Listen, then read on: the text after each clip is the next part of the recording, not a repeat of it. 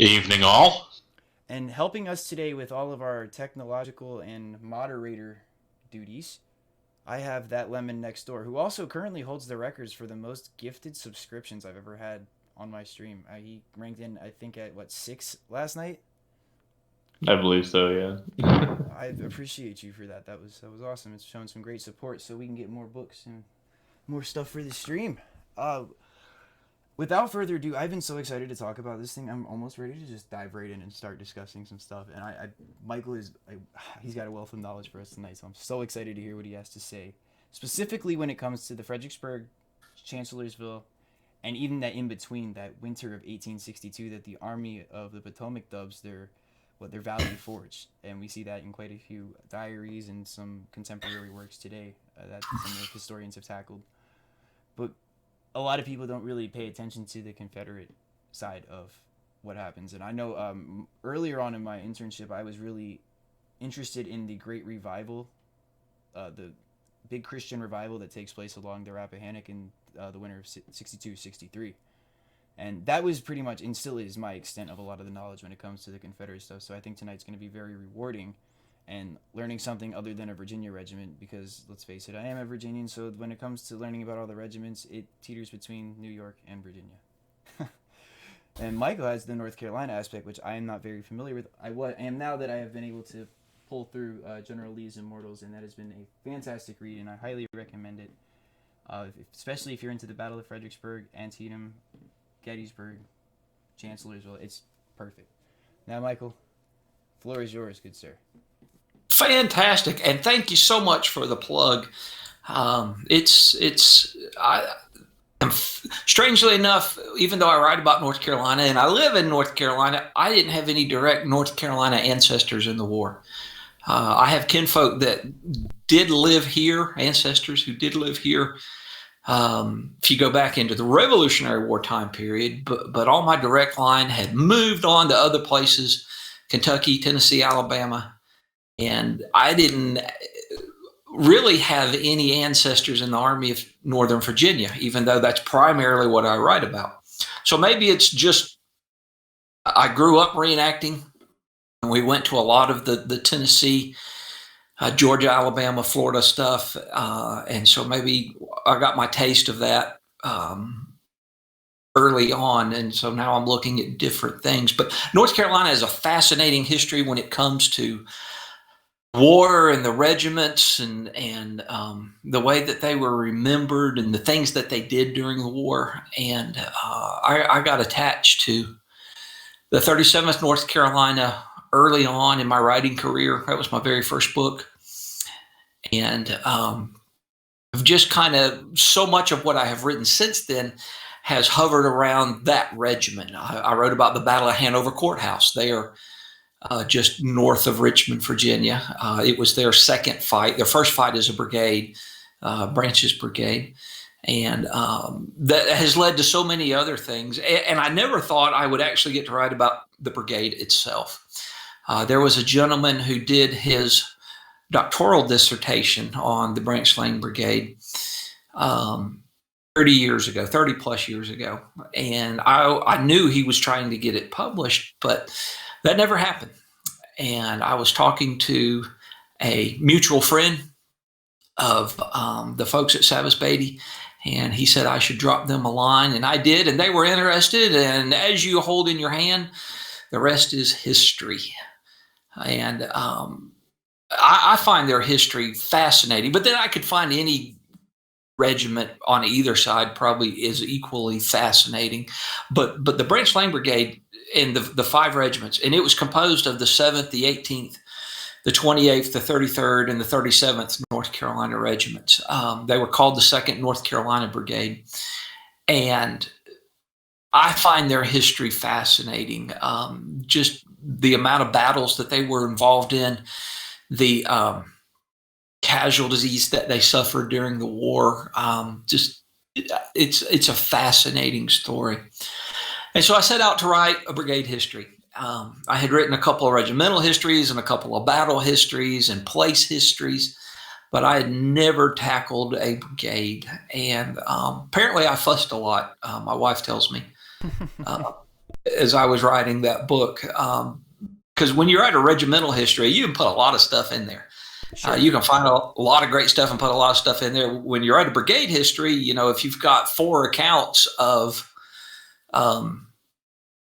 something, pick any topic, a couple of those are going to get left on the cutting room floor. Because there's only so much room. Publishers only want books so big because they have to look at how to sell stuff. So apparently I fussed a lot when I was writing it, but there's a lot of great material in there. And there are always unanswered questions. I kind of lose the 33rd North Carolina at the Battle of Second Manassas. Of the 5 regiments, they were the weakest when it comes to being able to find letters and diaries and post-war reminiscences. But I kind of lose them at Second Manassas, and where other folks put them, disagree with. They've got to be further. I mean, they were the far left, but they've got to be even further just because they lost so few men. So something's going on out there. But just some fantastic material. The letters and the diaries were fantastic that I found. There's an assistant surgeon in the 37th Regiment from Charlotte who said that he was going to write his wife once a week, and he did for the 2.5 years he was in the war. He wrote his wife once a week. Branch's stuff was fantastic. Lawrence O'Brien Branch was their first brigade commander. His stuff is hard to read, but he wrote frequently back home to his wife, Nancy. There's the Lieutenant Colonel Spear letters of the 28th North Carolina are really good. He survives until mid-1864 and wrote a lot to his parents. Just a lot of really good stuff out there to mine and to tell this story. And the brigade, when I wrote the book, I wanted to do 2 things. I wanted to tell the history of the brigade, and I wanted to talk about how a brigade works, or at times didn't work. So I tried something new. The story is chronological to a degree, but I at times came out of the timeline and put in chapters about medical service and about the brigade medical service. And there's a chapter in there about camp life, and a chapter about prisoners, and a chapter about military justice and desertion. Because I think I was talking to somebody else about this the other day. I think at times when you write a regimental, those stories get lost, or you just kind of gloss over them. And I wanted to paint that entire picture at one time. So the book came out about 3 years ago. It's done really well. I have been all over the place speaking about it, from television to impediments of war. I spoke about it on there. I was on Civil War Talk online a few weeks ago talking about it, and just tons of places. So you wanted to talk about Fredericksburg and working our way toward Chancellorsville, and fascinating campaigns at the Battle of Antietam or Sharpsburg. Lawrence O'Brien Branch gets killed. The brigade commander gets killed. And they look for a replacement outside of the brigade, but finally decide that James H. Lane, who was colonel of the 28th North Carolina, they finally decide that he's the guy. And he is promoted to brigadier general and assigned command of the brigade. Branch Lane Brigade is a part of the E.P. Hill's Light Division. There's another brigade of North Carolinians in that division, and also very much unexplored, that group as well. And there are other North Carolina regiments in other brigades, in the Army of Northern Virginia, artillery batteries, cavalry regiments like the 1st North Carolina Cavalry are out riding around with Jeb Stuart. But Lane assumes command right after the Battle of Sharpsburg. He is a Virginian, which a lot of times politicians and sometimes soldiers will complain in North Carolina if somebody from out of state is assigned command of North Carolina brigades. But I never really found evidence that they complained about Lane. He was from Matthews County. He was a graduate of VMI, studied under Jackson, was a graduate of the University of Virginia, and he taught school. And when the war breaks out in 1861, he's teaching at the North Carolina Military Institute in Charlotte, and joins the 1st North Carolina Volunteers, fights at the Battle of Big Bethel, and then is promoted to colonel of the 28th Regiment. So Lane assumes commands of the brigade. And in December of 1862, they, along with the rest of Jackson's corps, and the Light Division was in Jackson's corps, and followed by Longstreet's corps, make their way, or the two corps make their way to Fredericksburg.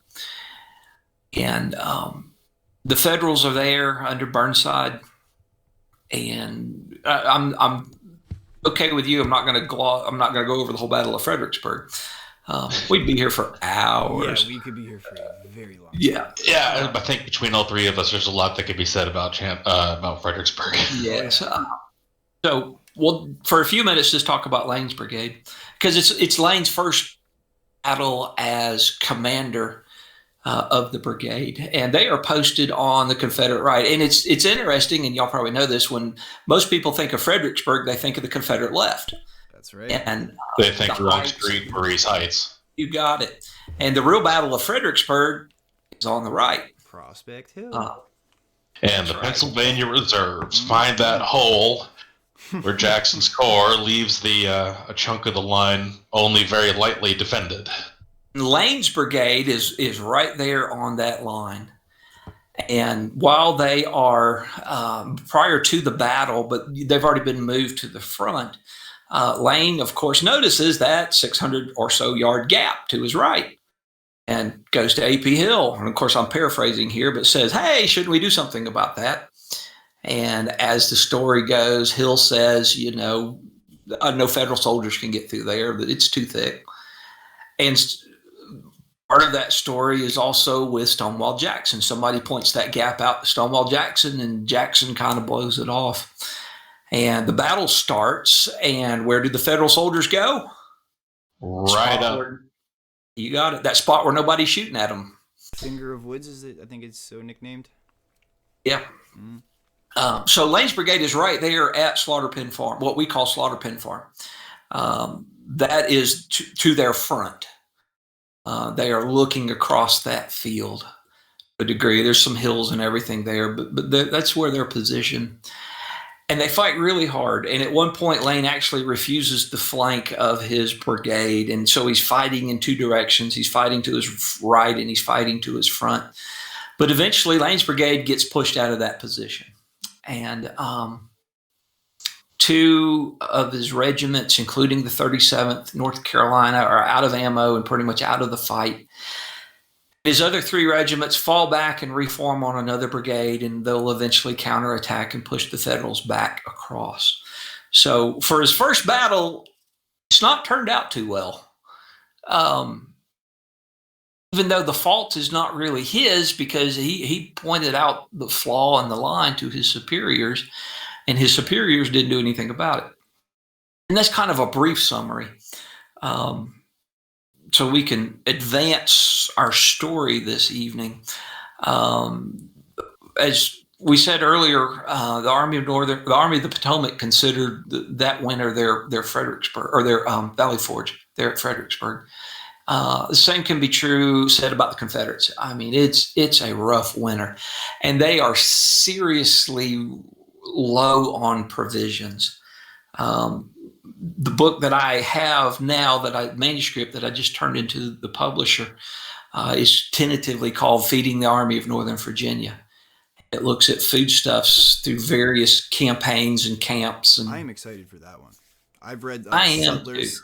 Was it Sutlers Within the Confederate Army? And Confederate Supply, I think, is one of my top favorite books ever written. So, and yeah, oh man, Confederate Supply is a remarkable book, and it's hard to believe that book came out. I think it's 1969. Yeah, I have a college edition, like literal. Just it looks like it's been recycled twice, but it's still a treasure. to have something like that. And we don't have anything that good to this day. I know that there are a couple other books out there on supply and logistics, but they're not that good. Earl Hess, are you familiar with Earl Hess? I am, and he has a new book, but I have not read it, but a very good friend of mine has, and I asked him, I need to get this book and read it. And because Earl Hess has a book on logistics, which I read, which I didn't really like. Yeah, I've got it too. I'm like, I haven't touched it yet. I like his Confederate supply is still better. Yeah. Oh, I would agree tremendously. And my friend who has read that book said that it focuses a lot more on the Army of the Tennessee and their supplies than it does anything dealing with both the Army of the Potomac and the Army of Northern Virginia. Gotcha. So I've not acquired that book yet. So good to know. Yep. So that winter is really bad. When Robert E. Lee and the chief commissary officer for the Confederate government, Lucius Northrop, fight all the time about food and supplies, and it's an ongoing struggle. And when you would think with the Army of Northern Virginia getting to Fredericksburg that it would be easier to get food to the men because it's coming out of Richmond and, a shorter amount of railroad than having to go to the Valley, which is where they settled after the Maryland campaign. But the men are hungry. Lee's complaining, and they're writing in their letters. And when I wrote Feeding the A and V, I primarily just used their letters and diaries from the time period. Because I didn't want them to have a lot of time to think about it after the war. I wanted to know what they were saying. And it's really, when I compiled my notes, it is almost a day-by-day account of food based upon their letters and diaries. So they're complaining. They're begging for boxes from home. There's actually one story in there that I found that's both wartime and post-war. But one of the wartime stories goes that this Alabama soldier actually sent a piece of his meat ration, to Lee, saying, "This is how little we get." And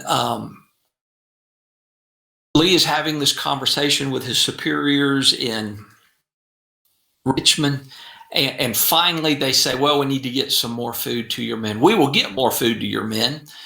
It's coming from Charlotte." And this is right around the time of the battle.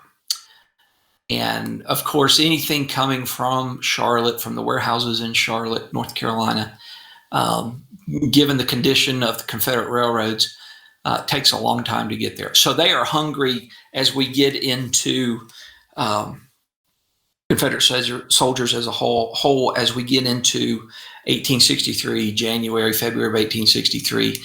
They're living on half rations of bacon and flour, sometimes some molasses.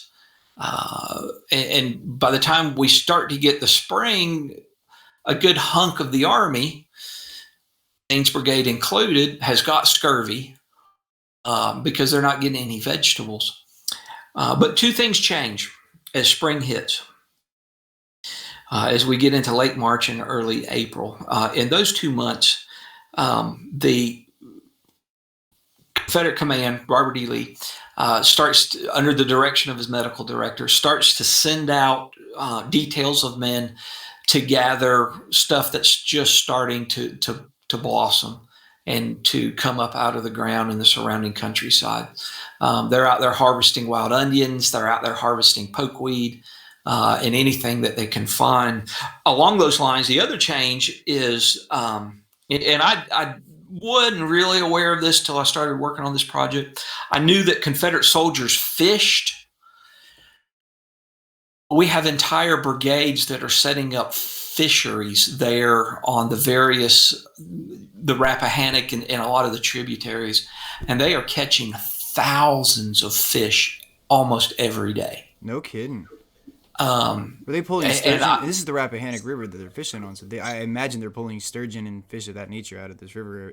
everything imaginable. Gosh. Everything imaginable. Okay. Sturgeon, shad, just whatever they can catch and eat, they're catching it. But they are catching thousands of fish every day. I mean, they probably just about fished the Rappahannock. I was about to say, that's why you don't have sturgeon in it today. It's entirely possible. Entirely possible. So that's fish is really good for you, even though they probably fried most of it. It's still okay for you. So coupled with what they're able to gather out of the woods, by the time we get to the Battle of Chancellorsville, they're not quite in such dire straits food-wise than they had been at the time of the Battle of Fredericksburg. They're able to really supplement their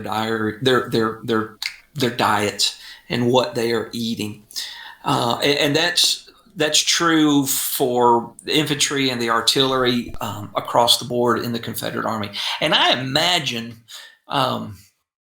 How much of an impact would you say redeploying or moving Longstreet's, a big chunk of Longstreet's corps out of the area, had on the supply situation?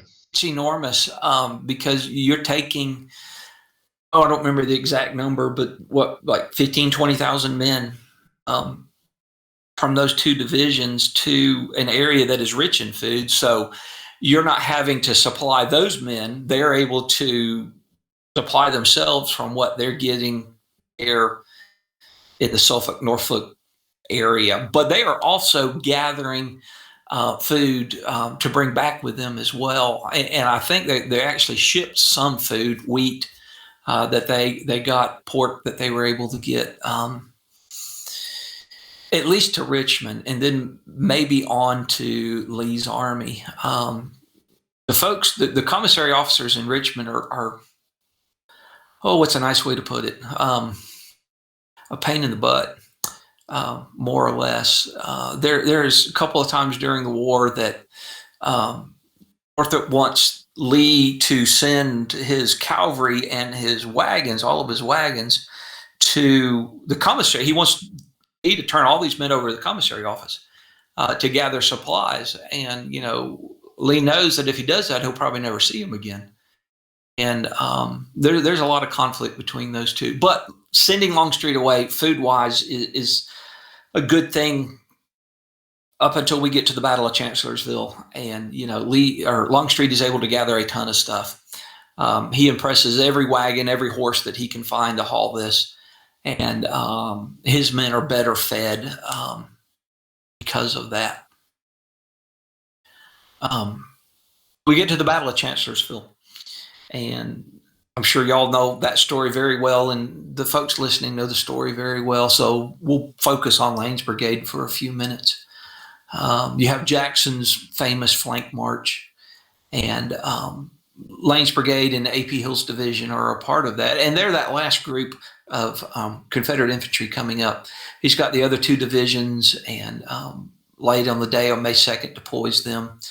But A.P. Hill's division, most of it is still stacked on the road. And late in the day, the attack kind of fizzles. Men are disorganized. They've stopped to fish food out of buckets and, campfires, and the woods have disorganized them. And Jackson sees a light division on the road and orders it to deploy, and Lane's brigade is the first brigade in line. And Lane is trying to deploy, but there's this artillery duel going on, and one of Hill's staff officers comes up and asks Lane, "Why aren't you deploying?" And Lane basically says it's impossible to deploy in these woods in the dark with this artillery fire raking the road. And Lane comes up with a suggestion that if you order our artillery to stop firing, maybe the Federals will stop firing, and that eventually happens, and Lane's able to deploy his brigade. He sends one regiment forward as skirmishers, that's the 33rd, and then he sends the 37th and the 7th to the right of the Plank Road, and the 18th and the 28th to the left of the Plank Road. And very famous scene, one unfolds. And I I like that story because it has so many parts. You've got the 33rd out as skirmishers. Jackson and his staff, unbeknownst to Lane, is out there as well, someplace around the skirmishers. One account says they actually rode beyond the skirmishers. And then you've got Lane, after he gets orders to push right ahead, which is what Jackson says. Lane goes off to the right of his line to get the attack started. And when he gets over to the 7th, he finds the lieutenant colonel of the 128th Pennsylvania. And the colonel there is really upset because he's out there stumbling around in the woods with a white flag trying to figure out what's in front of him. And Lane says, no, you can't go back. An inappropriate use of the flag. Yes, appropriate use of the flag. And Lane actually sends one of his couriers back to Bill to try and get direct instructions about what to do. But the guys in the 128th Pennsylvania are out there going, hey, where's our colonel at? And I think one of the classic stories of the war, Lane sends out Lieutenant Emack of the 7th, and either 4 or 5 men. It's not clear if it's 4 men and Emack or 4 of them all together. And they go to the 128th Pennsylvania there in the darkness in the woods and basically cry out that Jackson has you surrounded, throw down your rifles and surrender. And almost 200 of them did. And Emack and those.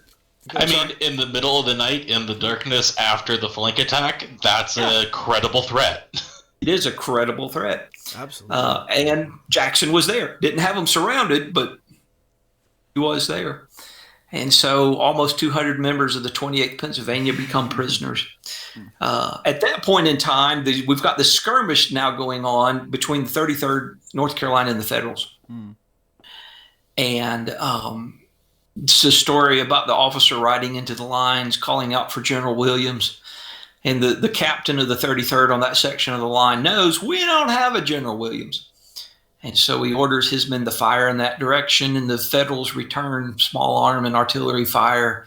And the 7th Regiment let off a volley, and the 37th Regiment let off a volley, and Jackson's trying to get back to his lines. And the 18th let off a volley, and then somebody cries out, very famous part of the history of the war, stop shooting, you're shooting at your own men. And Major John D. Berry of the 18th, says, who said that? It's a lie, or it's a damn lie. Pour it into them. And they mortally wound Stonewall Jackson.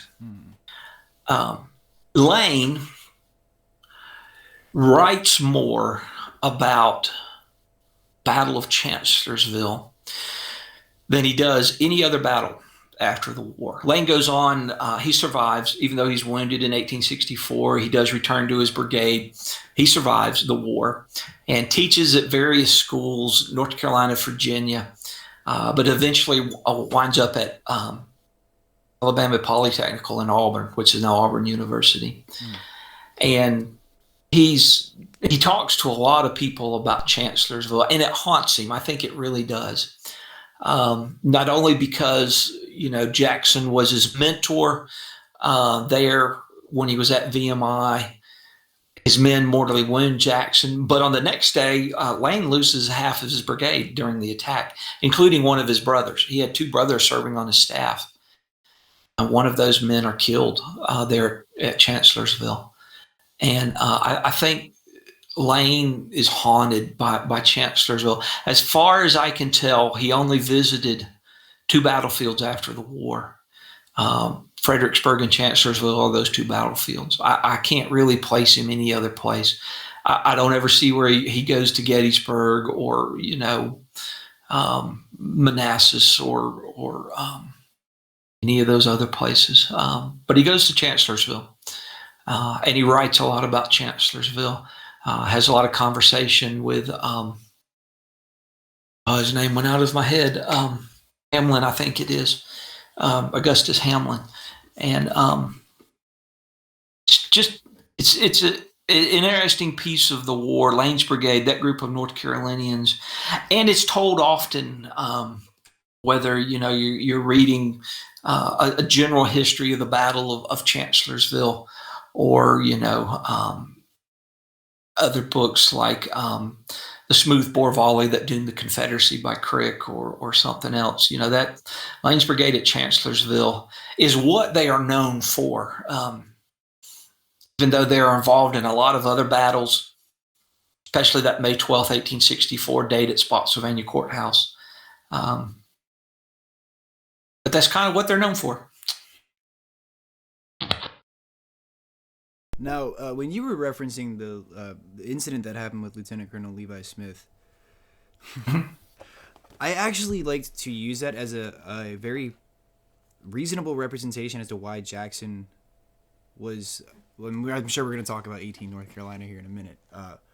But with the 18 North Carolina being charged with the accidental shooting of Jackson, I like to describe them as being very trigger happy for, a valid reason. And that incident right there, I think, speaks volumes alone as to why they were trigger happy. On top of having Union cavalry barging out of the woods, in woods that are already dark without there needing to be moonlight. This is 10-foot visibility in a wilderness. It's self-explanatory in my mind, but I like to use that one because I think it explains the confusion. And Exactly. And we know the woods are on fire in certain places, especially the next day. But you're in unfamiliar territory. I can imagine. There had been a federal cavalry charge earlier in the day, and I can imagine as Lane's Brigade is coming up the road that, they can see the dead cavalrymen and horses on either side of the road as they advance. And so that's obviously there in their mind. Oh, the federal cavalry have done this once before. And, there's word coming back from the 33rd, that there's nobody else out there in front of them. And there for a while, Lane's Brigade is it. I mean, they are the Confederate line, until some of these other brigades start to come up and deploy to their left. And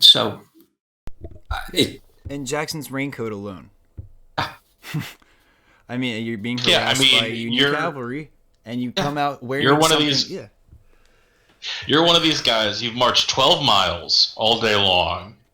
You've been deployed into line of battle under an artillery barrage. It's the middle of the night. There's been an enemy cavalry charge not too long ago, and you see men on horseback pop out of the woods. I'm not so sure they ever saw them. What else are you going to think? I think they just heard them. Interesting. I don't think, the moon is starting to come up. The moon is almost full, but given, as you've already mentioned, the lay of the land and how little visibility there is, they're probably just hearing that group of Jackson and his staff, some of AP Hill's staff, out there in front of them, and the woods are dry. You have, all the leaf litter from the previous year and everything all over the place. And I think it's more of the sound. You've got federal artillery going off. You've got federal small arms. The 7th had just fired a volley. The 37th has just fired a volley.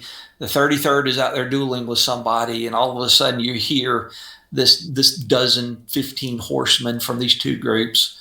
There's probably actually a number here someplace of how many men were out there, but I don't have that handy.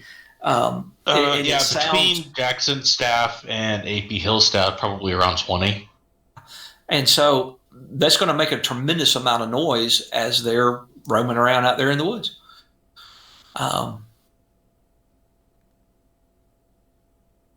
So I'm not so sure they ever actually, at least Jackson is further than Hill. But I'm not so sure they ever actually saw Jackson and that group as they're returning to Lane's position there along the road. But that's speculation on my part. No, I think you're right. I think maybe I was getting a little bit ahead of myself, but I think you're right. It's unlikely. If they were going to see anybody, they were going to see AP Hill and his staff, not Jackson. But it's of course Jackson would have said that it was God's will, and you have to think about how that affected their psyche. Right, that's a morale just like plummet that all Yes. the way down. Especially And if what you're the one happens the charged, next- if people are going to blame you for that. and then especially what happens the next day, you know, the attacks that don't quite work out, losing half the brigade, half of the men that you were friends with or that you served with are now dead or wounded. I think, you know, that's definitely a low for anybody, but especially for Lane's brigade and for James H. Lane himself. Yeah, because nobody, I mean, there shouldn't have been an entirely blame game played there in that, too. That's one thing I like to think about. Like, I mean, we can all point fingers as to who did it. You know, and when I do my my historical interpretations out there and the living history stuff that I do, we're with the 12th Virginia, but we're not going around, you know, everybody's not pointing fingers at us for shooting Longstreet, but they are at the same time. Right. Because the 12th Virginia's charged with that at Wilderness. And again, that's another one. Well, of those things. arguably, one could argue that there weren't as many people upset about Longstreet getting shot after his reputation plummets post-war than Jackson's. I've heard some people argue that if Longstreet had been killed or died of his wounds, he would be remembered very, very differently and much closer to the way Jackson's remembered than he got remembered after the war. I could agree with that. Yes. But at the same time, you know, A.P. Hill is killed there on April 2nd of 1865, and he doesn't have the reputation that Jackson does. That's very true as well. Look where he's buried. Yeah. Is he still buried there in the middle of the street? I believe so. Okay. I hadn't been to Richmond in a while, so... yeah, it's been a while for myself. But... And, you know, Hill was buried 3 or 4 different places. I'm kind of the opinion they need to take him back to Hollywood Cemetery and leave him. I agree with that. Not there in the middle of the road. But I don't know, you know, Longstreet's reputation definitely suffers after he joins the Republican Party. It does. But Jackson... I can't say it's an advantage, but, you know, Jackson has the advantage of, you know, dying right there after that, or being mortally wounded there after that flank charge that's, you know, a tactic still studied in military history classes today.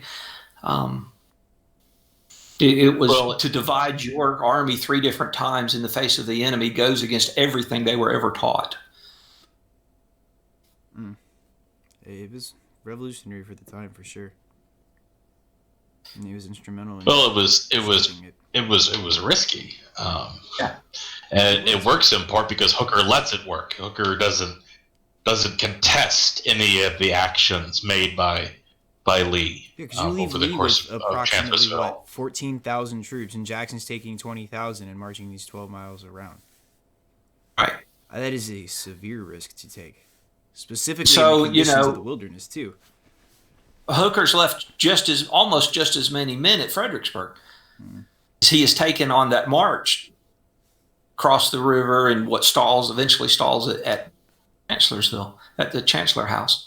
So, I mean, you talk about a prime moment to crush the Army of Northern Virginia.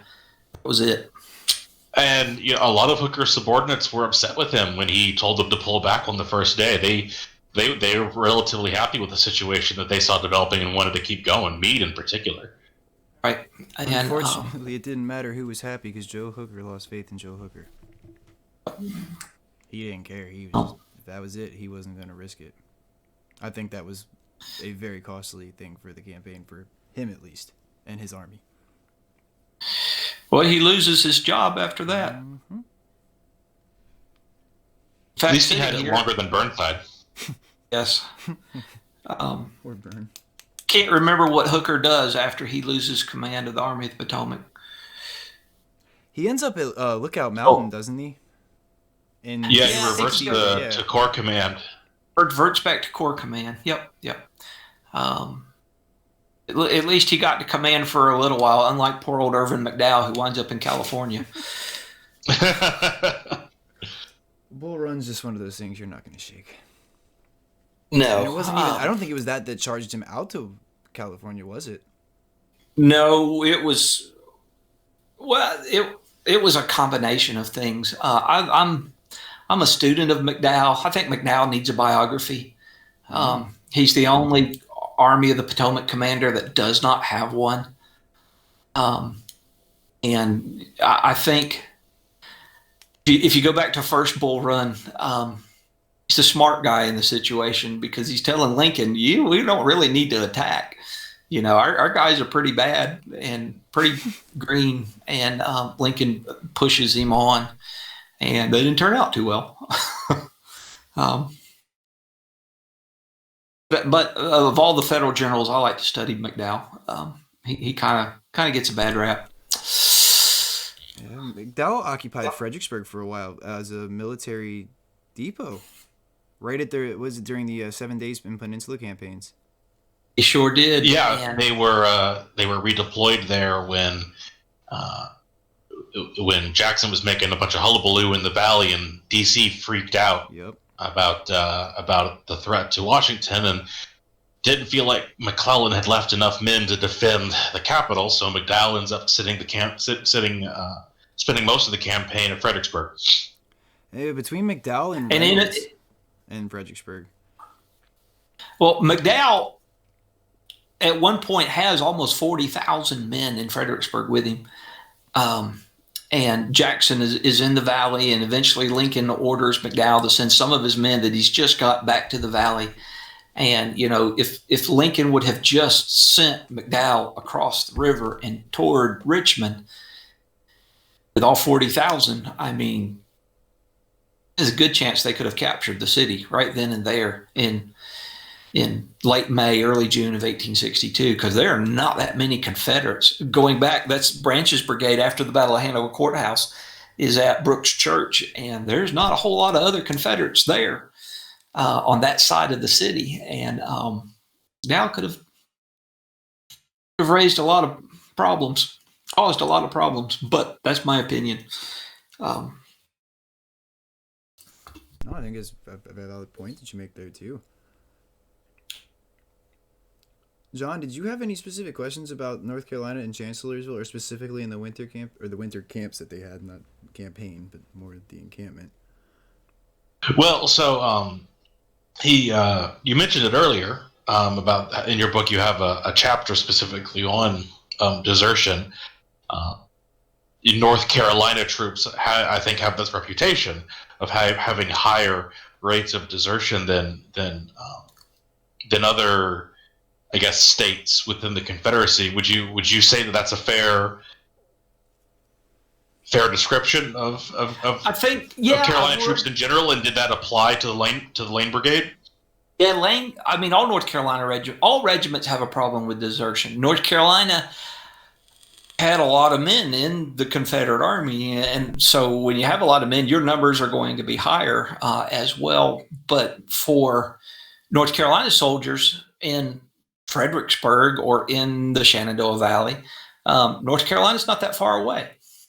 And there are a lot of soldiers who went AWOL for an amount of time, sometimes a couple of months. And then there are a lot of soldiers who flat out desert. There's a group of the 37th North Carolina from Ashe County, which is here in the mountains, a couple of counties where I am. And I mentioned this in the book, but there's a whole bunch of them that desert right after Chancellorsville. They are unhappy. From what I can was able to find out, they were unhappy with some command structures in the regiment, and they just took off and went home. And about 2/3 of them come back. But North Carolina does have a lot of deserters, and we could probably sit here and come up with 1,000 different reasons about why they deserted and went home. That command struggle is one of them. Food, and that's really what I argue in the new book, Feeding the Army of Northern Virginia. It is very evident from their wartime letters and diaries that a lot of these fellows especially into 1864 and the winter of 64, 65, who desert, it's because of food. And they say that over and over again. They write home that, if they don't start feeding us more, we're just not going to stay. We can't stay.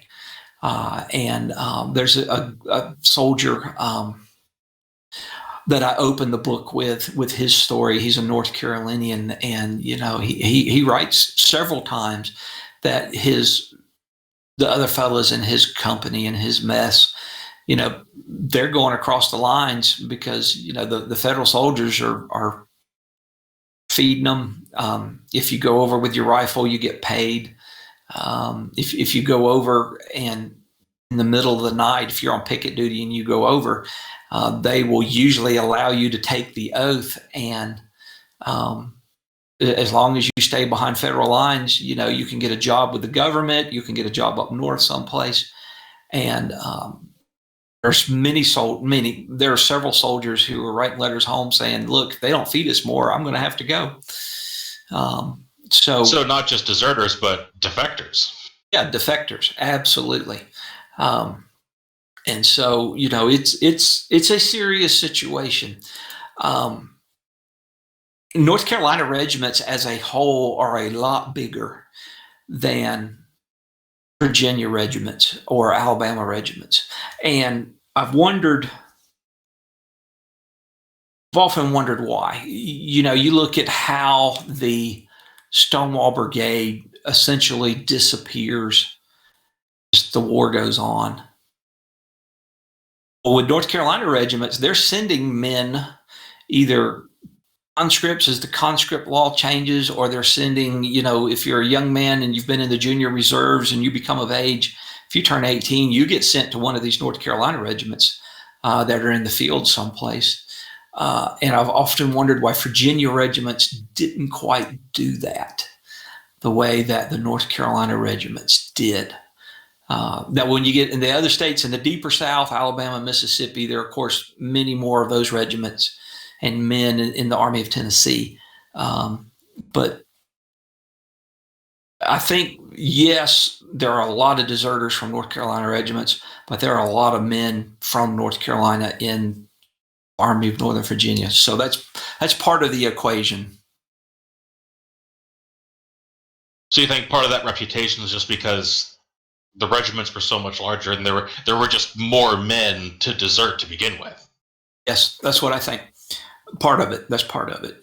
There were almost 9,000 men in the Branch Lane Brigade. So over the course of the war, and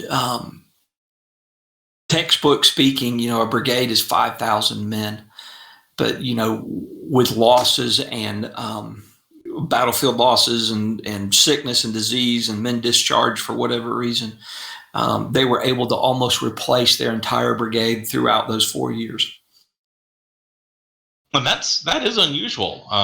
You don't see a whole lot of units during the war who are actively recruiting and replacing losses. The tendency seems to be just to fold regiments up as they become too small to be effective and just replace them with somebody new. There are actually men from the Branch Lane Brigade and maybe from some of these other regiments. And I hope in the future to dive into some of these other regiments and brigades in the Army of Northern Virginia so we can compare. But there are men that are sent back home to recruit at different points during the war. Of course, not during active campaigning season, but during the winter months, you have this lieutenant from this company is sent back to his home county to recruit men. And I know one of the surgeons, assistant surgeons, writes that, he is sent a couple of times to the hospitals to look for men and to round up men that had been sent to a hospital that are no longer sick. Sometimes they're called hospital rats. And get those men back into their regiments. And so there's at least with the Branch Lane Brigade, there's a real concerted effort to get men back into the ranks or to get new men in the ranks. And quite a few men served in the Branch Lane Brigade. I'm trying to read my own book. How do you think that numbers? do you think that had an effectiveness a result on the effectiveness of the brigade over the course of the war. That instead of replacing regiments or bringing entirely new regiments of comparatively inexperienced men in, having replacements in, backfilling into existing regiments. Do you think that changed how effective the brigade was over time? Yeah, I think, and I think that is a key point. Now, in 1862, when they're first starting to get conscripts, which is around the time of the Maryland campaign, there's a lot of suspicion among at least among the officers in the brigade of these new men coming in that have been forced in by conscription. But a lot of these men proved to be good soldiers. So instead of having, new soldiers and new officers and new organizations, you're able to take these new recruits and put them with experienced men so they can learn. Think about it in terms of disease and sickness and how it ravaged these early war regiments. Well, the new conscripts may get sick, but we're not taking out entire companies. We're still got men who are hardened to battle and who have been through, this gauntlet of diseases when they first enlist. So we've still got our core group going on. I actually found my numbers. I was able to find, and all of these numbers are conservative because Confederate records at times are poor, but I was able to find 8,975 men who served in the Branch Lane Brigade, and 3,151 died. Good grief. Were either killed on the battlefield or died of disease or died in prison camps. And those are conservative numbers. So, the brigade, there were 9,000 men who passed through those 5 regiments. So that they almost recruited their entire strength over during the course of the war.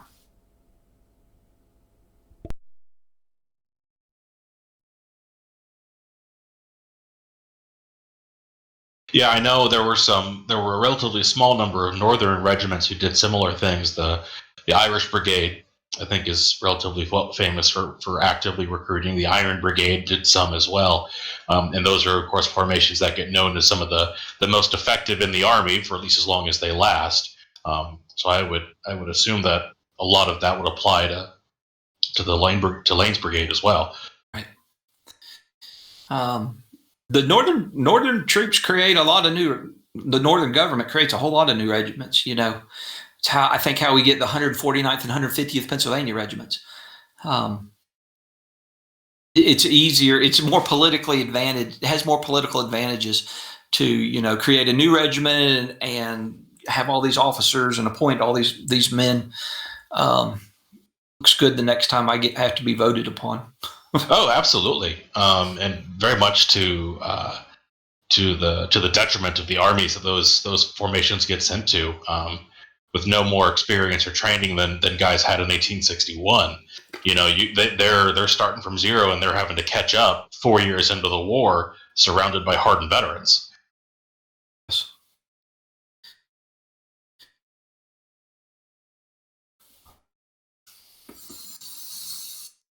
Now, I have a question about the North Carolinians at Gettysburg. I know we weren't really trying to dive into Gettysburg, but it's one that burns in my mind, Michael. Maybe you can help me kind of figure this out.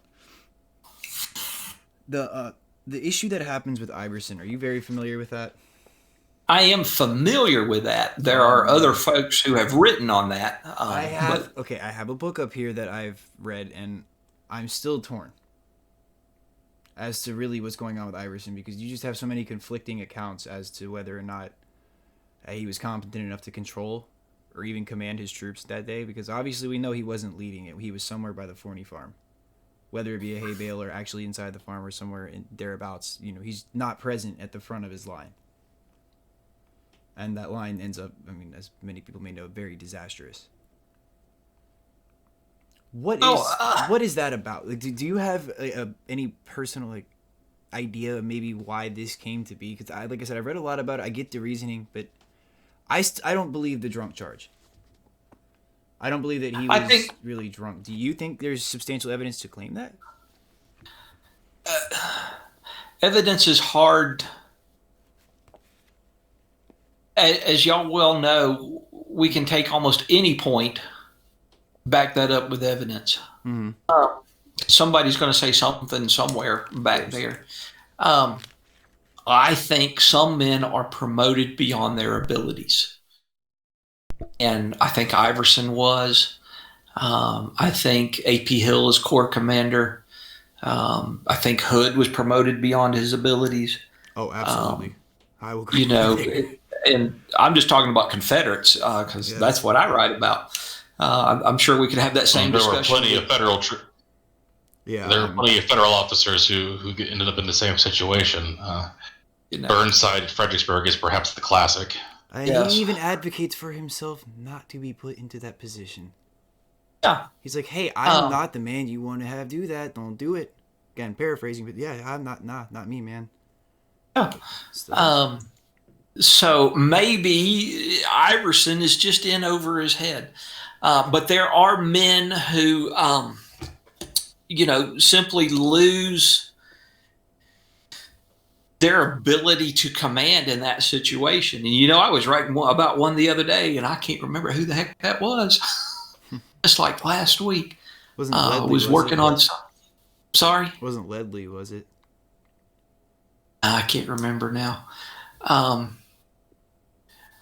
But they will give your senior staff, your corps commanders or division commanders will give opportunity after opportunity, for generals to prove themselves, even regimental commanders. I think it was it's been a long time since I looked at this story, but the commander of the 25th New York at Hanover Courthouse was found hiding behind a hay bale during the battle. And he wound up getting discharged, cashiered from the service. So company commanders, regimental commanders, all the way up to a certain degree, sometimes get promoted beyond their ability, or sometimes just cannot handle that level of stress and pressure and disappear. They get cashiered, they get reassigned to other duties, they resign. It was a general I wrote about there. I wrote a blog post the other day about this Virginia general who,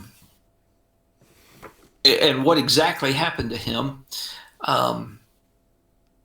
We don't really know exactly what happened to him. He is either cashiered from the service or he resigns. I have to read my own blog here. I can't remember his name. And you said he was ANV? Yeah, he's ANV. Mind is a beautiful thing to waste, and mine's wasted. I make the joke that I read a lot of histories at once, and I get this feeling that Stonewall Jackson was riding on the SS Bismarck to San Juan Hill. Yeah. It's actually John R. Jones. John R. Jones, okay. John R. Jones does really well until he is wounded in the knee at White Oak Swamp, and then has typhoid fever. He's commanding Jackson's division at Sharpsburg, but he's not the same. Partway through the action, Jones heads to the rear, claiming the explosion of an artillery shell had disabled him. And then at Fredericksburg, he's back in brigade command, and it's rumored that he was found hiding behind a tree during part of the battle. And he is eventually, charges were preferred, and he was charged for cowardice. He was found not guilty and acquitted. And then at Chancellorsville, he's supposed to be leading a brigade, and then he's sent back to the rear, claiming that the wound on his leg was bothering him, and that he's relieved of command and probably forced to resign. My big question about him is he actually gets captured in Maryland on July 4th of 1863 and spends the rest of the war to prison, and I don't know why.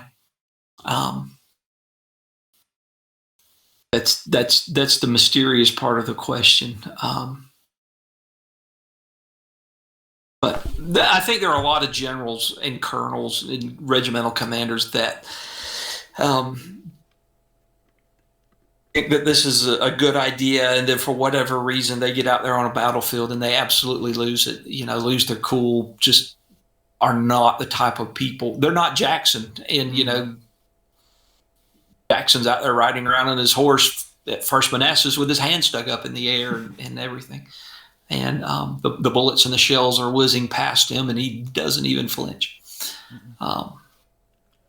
So back to your question about Iverson, maybe that's Iverson's story. He just can't handle that type of pressure of seeing his men killed, whatever.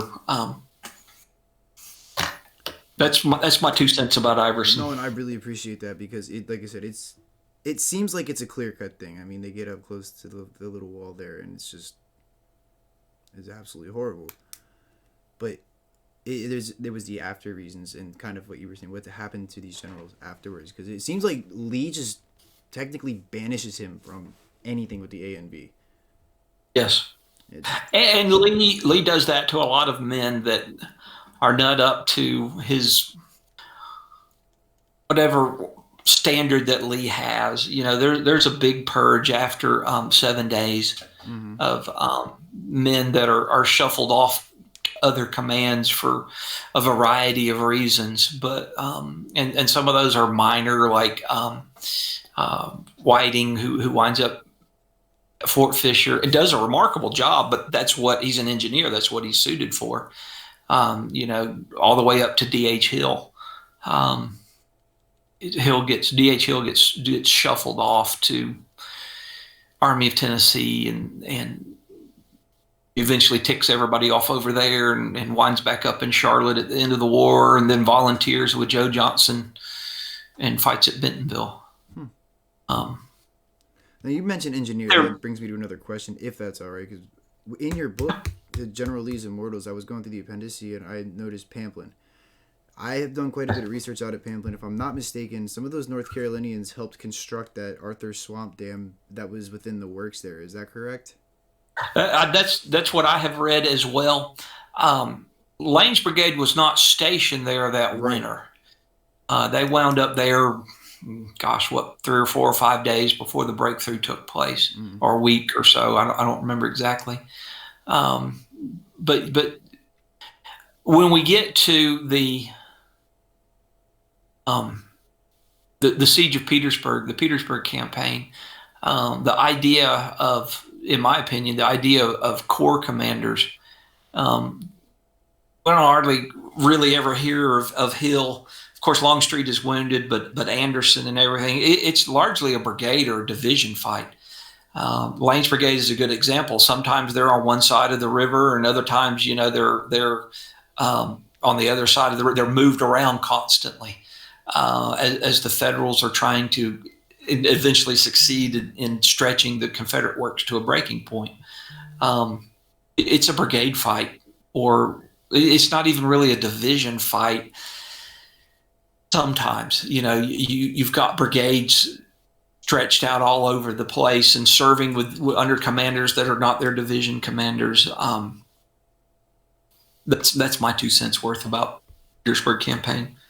I think it's, I don't want to call it an untouched campaign, but I think it's one that's so under-visited and underrated. And I mean, having the privilege to visit some of these forts that are in people's literal driveways, yes, and just seeing these works and the intricacies of them, and that's been my new thing, I guess, since the past year. I've become a fortification nut. That is I want to see all these different types of forts, and it drew to me just that dam design and how these men from North Carolina help.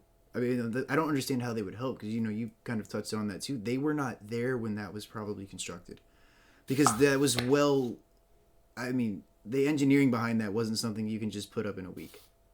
Well, I mean, at least some of that stuff was there before the campaign even began. That's also very true, because the Dimmock line and everything was up there farther north. But I don't think that the Pamplin extension wasn't necessarily part of the Dimmock line, or the initial one at least. That's kind of later. I probably read that one time. But you are right. I don't think the Petersburg campaign, there's not a series of books on each of those battles like we have for the Overland campaign. There are some good books about the Petersburg campaign, especially Richmond Redeemed. That's a good book. That's a marvelous book. Fort Harrison is one of my favorite battlefields of all. It's such an interesting fight. But I don't think there's a book at all on Hatcher's Run. There's not a current book on Hatcher's Run, something done in the past 40 or 50 years. So, there's a lot of now we do have some new stuff that have come out. A. Wilson Green has come up with some stuff. There's some stuff out about, the breakthrough itself, and the beginnings of the Appomattox campaign. Some of the old H.E. Howard books. Those are treasures in itself too. The destruction of the Weldon Railroad. I have Marvel's Battle of the Crater. I haven't been able to touch that too much yet. I think there's a book on that. I got to do a living history there one time. Oh, I bet that was many years ago. It was in November, and it was really cold. It was really cold. The most prominent one I had was, like I said, Hazel Grove and Fairview at Chancellorsville in the middle of summer. For 3 days, it was hot. But I think if we could not write any books about Gettysburg or Lincoln for like 3 or 4 years, and I know that, when you talk about either of those subjects, we've got to have 3 or 4 books every year on those. Sure. But, if we could devote our energies to some of these other places and campaigns, the Petersburg campaign, a lot of the stuff, in the Army of Tennessee and North Georgia is just, And you know what? And maybe this is exactly why I'm just now picking up everything you just mentioned, because it's really funny that you mentioned those, because literally my focus has shifted to exactly that. I have this newfound love for Petersburg. I felt that I've done as much as I could for the moment until Hartwig's second book on Antietam comes out, because that's just that 2-volume set is going to be a game changer when it comes to the way we read Antietam. And it's just, Petersburg is so not covered. And there's reasons for that. We look at just the nature of the fighting and the record keeping. Was it as substantial as it was 61, 62, 63? Well, it's a lot harder on the Confederate side. Exactly. To tell those stories. And I've writing about the 37th North Carolina, writing about the 39th Battalion, Virginia, and the Branch Lane Brigade. Once you get post Gettysburg, a lot of your primary source materials are dead or in prison or so shot up that they've been discharged from the Army. And it's when I wrote the book on the 37th, I have one fellow whose last name was Alexander, who pretty much carries the story. He has a diary. And the diary starts during the Gettysburg campaign and goes all the way to Appomattox. That's not to say I don't have other letters, right? And I don't have official records and things, but that kind of detail that really builds the story, that last half of the war is based upon his diary, because so many of the other fellows are gone. Right. And anytime you write, especially the Petersburg campaign, and put in the Confederate stuff, there's a lot less draw upon to tell those stories. I think you can even see that with Bars's 2 volumes. Like, a lot of it is so shifted onto the focus of how the Union troops. It dissects the assaults that Hincks troops had on some of those batteries there, and the battery fortresses on. That was the Dimmock line, wasn't it? In early '64, that I think it's USCTs that Hancock has deployed out there fighting once they get that pontoon across the bridge, or that bridge across the James. Excuse me. Right. In June of '64? Mm-hmm. Yeah, June '64. Just right after Cold Harbor. I mean, this is days after Cold Harbor. Yes. And then they stood a really good chance of and they did punch a hole in the Confederate lines, but they really didn't exploit that breakthrough. No, not at all. And, capture Petersburg is to cut off Richmond. But then we could talk all night about missed opportunities. Of course. But I guess question with that the entire war is a story of missed opportunities. It very much is. Culp's Hill, Lincoln's keep going and going and going. Is there any other questions, John, that you have at all? Not at this time, no. I think this has been a really great discussion. I have learned quite a bit about stuff that I wouldn't even begin to start thinking about when it comes to the traditional studying of the Civil War. I think I was watching a discussion at the Tattooed Historian was doing. John was doing last night or the night before. I can't remember. But it's been in the past 2 or 3 days. And he had some professors on there. And I think a lot of times the writing that we're doing now and that they're doing now and that what they were talking about the other night is trying to reach out in these other areas. I think about Ken No's new book on weather and the war. I heard that was exceptional. They're very well done, too. Yep. I think about Silver and Browning's new environmental history of the war, War Stuff by Cashin. That's on my to-read list. I have read Environmental History of the War by Browning and Silver, and I have read Cashin's book, and I have Ken No's book, but I've not read that one yet. Okay. That's on the to-do list.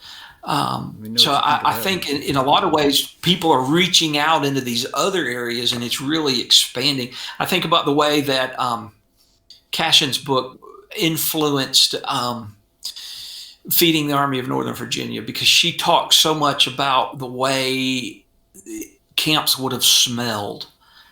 And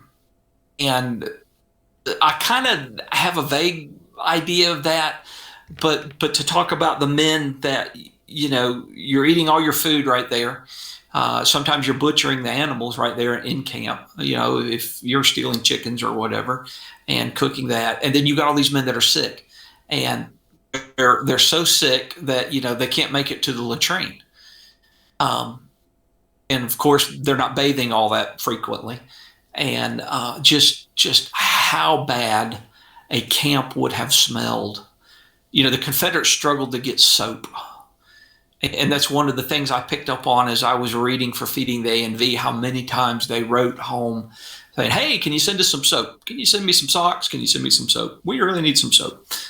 So I think there are a lot of new directions that scholarship is going in that's really cool.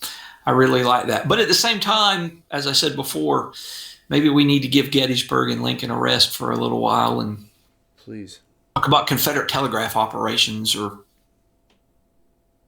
I liked what they did with. Did you see the George Sharp biography that came out? George Sharp biography. The Bureau of Military Intelligence for the Union Army. Yes. Yep, I have seen that. Yep. I see. I think like you were touching on that. That is the move. I think we need to start seeing is stuff like, and it doesn't just cover Sharp, because if a book was that big just on George Sharp, I don't think I could have even picked that up. Maybe later on I could have, but the fact that they mix so much critical military intelligence information and how that was created and channel that with his life at the same time and kind of mix the two, it mends well. And it makes it, I think, that much more readable for people that may not have such an interest into the war that, they could read a book that you and I could.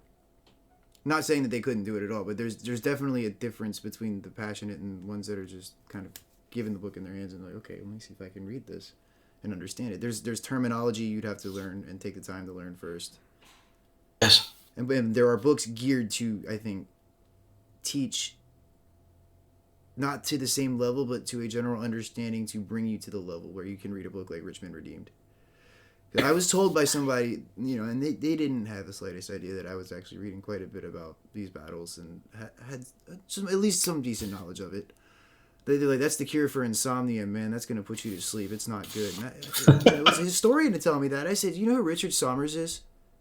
I turned around and corrected him. I'm like, this book right here is absolutely incredible. I'm reading the footnotes to it. I've read Dan Crenshaw's book on Fort Harrison after my first visit there, which is, again, that I don't know why that one battlefield it sticks out to me as like this insane. I think it's the story behind Fort Harrison in general. But the fact that Richard Somers covers that entire operation there in September and to the depth that he covers it, that book is not something just anyone could pick up. But it like Nope. there needs to be a shift, I think, to where we can introduce that interest by connecting with something more readable, right? At this point, not saying anything bad about it being unreadable. It's just, again, there's terminologies, there's just different military tactics that need to be studied, and command decisions even that need to be discussed before we can just throw someone at a book like that.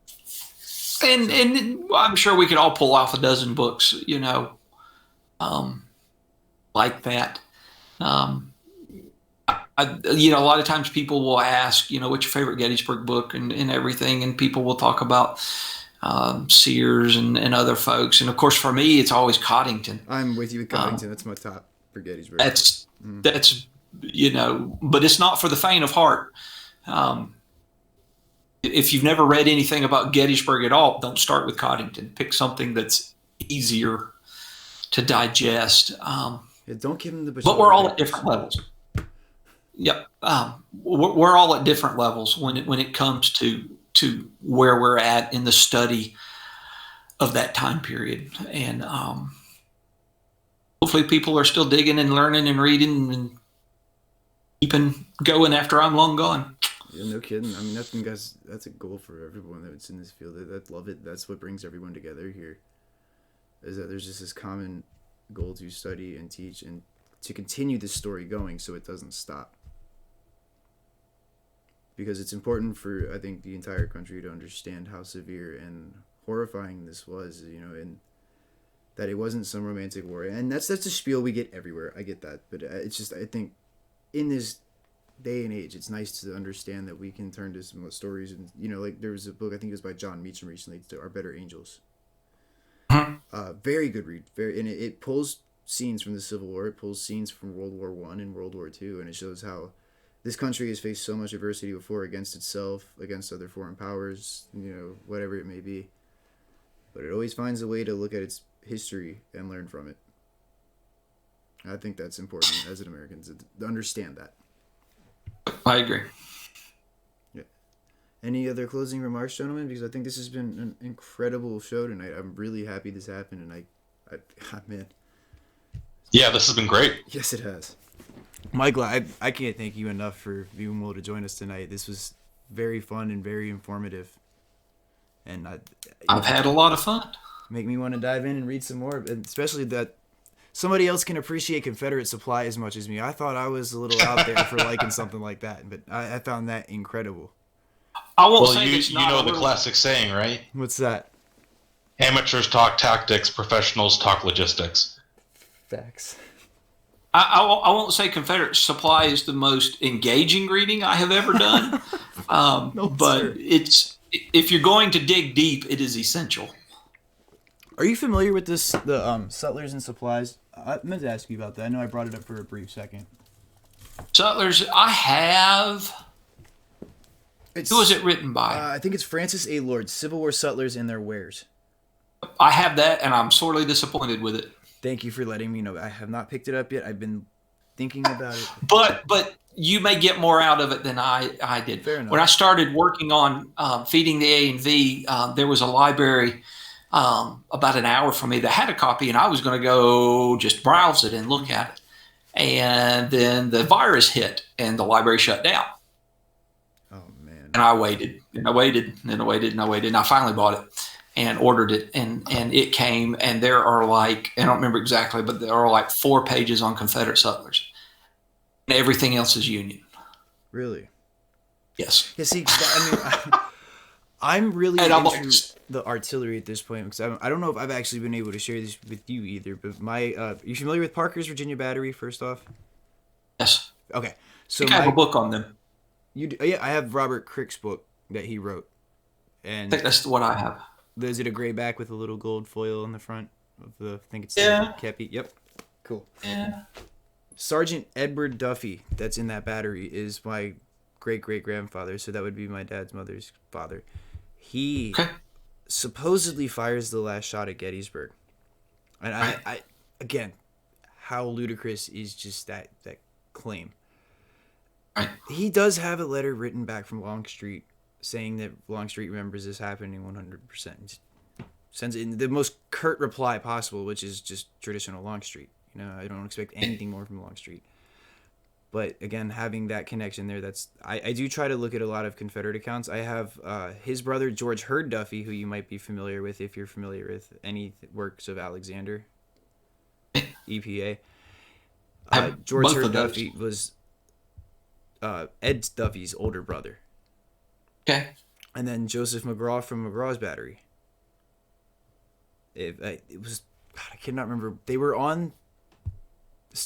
literally on Seminary Ridge, what we would consider Seminary Ridge at Gettysburg during the July 3 cannonade.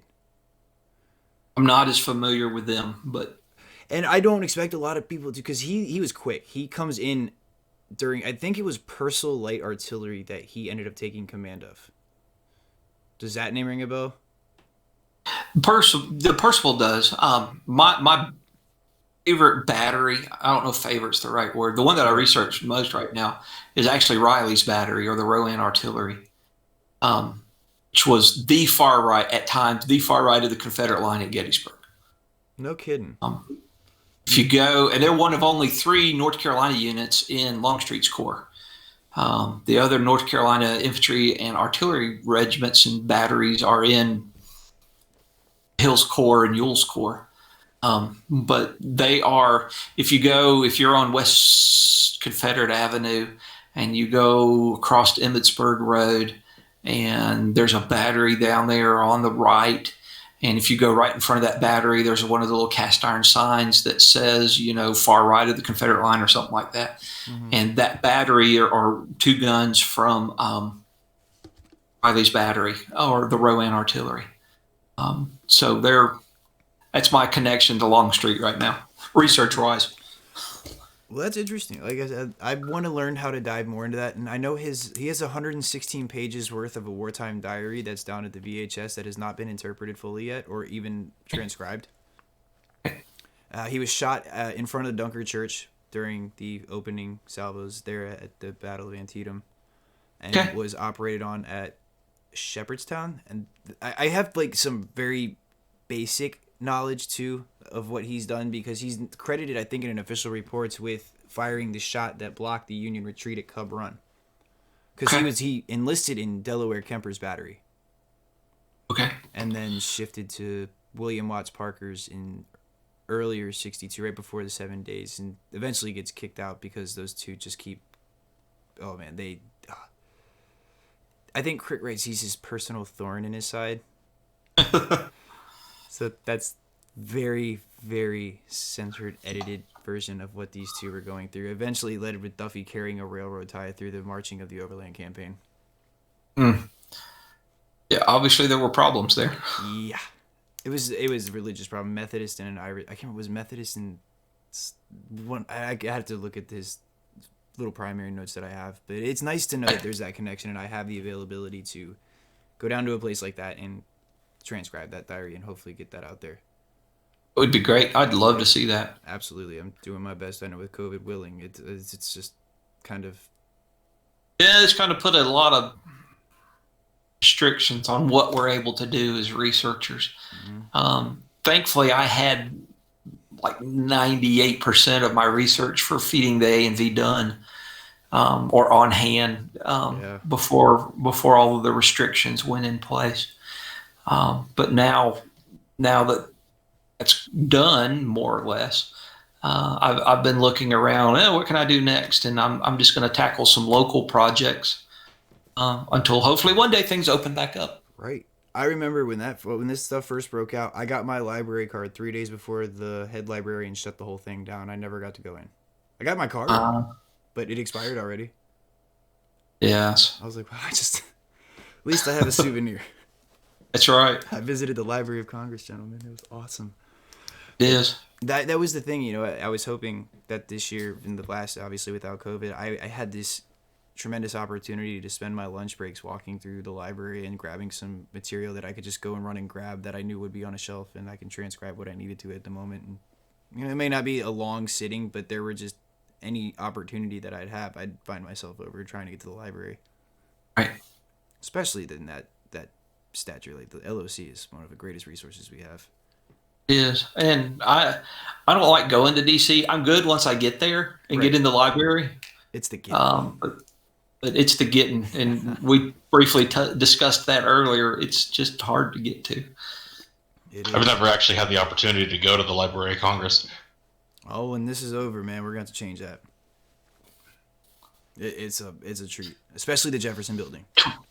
The Madison Building ain't much to look at. I'm gonna be real with you. It's not a nice. It's just government building. But that Jefferson Building is something else.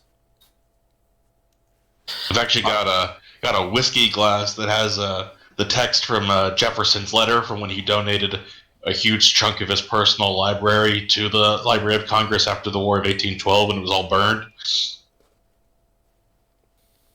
Fascinating story. Yes, sir.